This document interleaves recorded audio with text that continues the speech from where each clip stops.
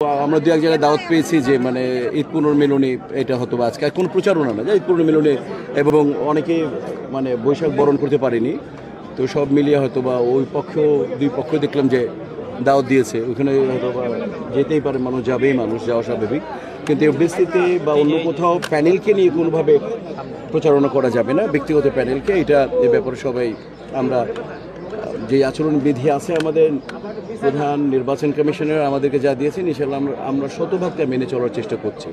কারণ আমরা সবাই চাই, বিশেষ করে আমার প্যানেল চায়, মন থেকে চায়, সেটা হচ্ছে আমরা একটা শিল্পীরা বিগত দিনে যে সমস্ত বিগত নির্বাচনে যে সমস্ত কলুষিত উদাহরণ হয়ে থাকলো, যাতে সেটার একেবারে অপোজিট একটা ফিলিংস দর্শকরা পায় এবং পুরো জাতি পায়। এর জন্যই শিল্পী সমিতির একটা নির্বাচন হওয়া উচিত অবাধ, সুস্থ, সুন্দর এবং নিরপেক্ষ এবং গ্রহণযোগ্য নির্বাচন। সেটার জন্য আমরা চেষ্টা করে যাচ্ছি। বিশেষ করে আমি এই ব্যাপারে একেবারেই অনড় যে না, তথাকথিত ইন্টারভিউ দিইনি, আপনারা আমার কোনো ইন্টারভিউ পাননি, এবং যখন আমার প্যানেল ঘোষণা হয়েছে তখন আমি দিয়েছি। আর প্রস্তুতি ইনশাআল্লাহ বলতে পারেন যে 80-90% প্রস্তুতি নিয়েছি, যতটুকু বিগত দিনে আছে সেই জায়গা থেকে নিয়েছি। আর যেহেতু অপরপক্ষ বলছি না, সেই জন্য মানে কাজে আর কি তাদেরকে বীতশ্রুত করে কোনো রকম কথা বলার আমার একেবারেই বারণ, যে কোনো অন্য প্যানেলকে নিয়ে কোনো কথা বলা যাবে না। ইভেন তো তারা বললেও আমরা ইনশাল্লাহ কেউ বলবো না। তো ওই জায়গা থেকে ওই প্যানেলের প্রতি রইল আমার শুভকামনা, আমি মন থেকেই জানাই আমার শুভকামনা। আর আমরা 19 তারিখ 6টার পরে আমরা সবাই এক, এই জন্য আমি স্লোগানটাই রচনা করেছি এভাবেই, আমরা সবাই এক, জাগ্রত হোক বিবেক, বাস দ্যাটস অল। কারণ আপনার বিবেক যদি জাগ্রত থাকে তাহলে আপনি বুঝতে পারবেন কোনটা ভালো, কোনটা মন্দ, কোনটা করা উচিত, কোনটা করা উচিত না, কোনটা ন্যায়, কোনটা অন্যায়।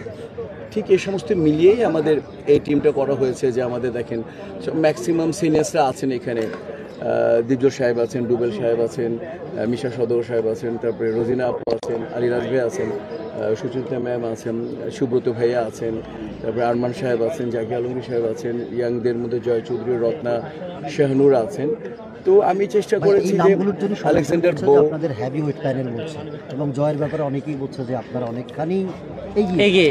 হ্যাঁ, এই প্যানেলটা একটা বিরাট, কারণ আমরা যারা স্পোর্টসম্যান বা যারা এখানে আমার মনে হয় বিট করে, তারাও বলতে পারবে যে মোহামেডান টিম খুব ভালো হয়েছে, আবহাওয়া খুব ভালো হয়েছে।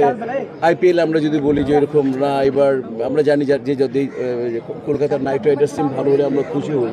তো এরকমই মানে টিম ভালো হলে একটা ইম্প্যাক্ট তো পড়ে।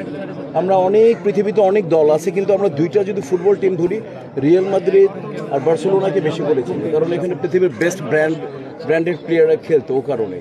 তো সেই জন্য আমাদের টিমটার মধ্যে, এবং আপনি দেখবেন আমার যে প্রথম মিশা সওদাগর, মাসুম পারভেজ, রুবেল, মনোহর হোসেন দীপজল, যে আমরা প্রেসিডেন্ট, ভাইস প্রেসিডেন্ট সেক্রেটারি পদে দাঁড়িয়েছি, এর মধ্যে 3 জনই সেক্রেটারি এক্সপিরিয়েন্স সবার আছে।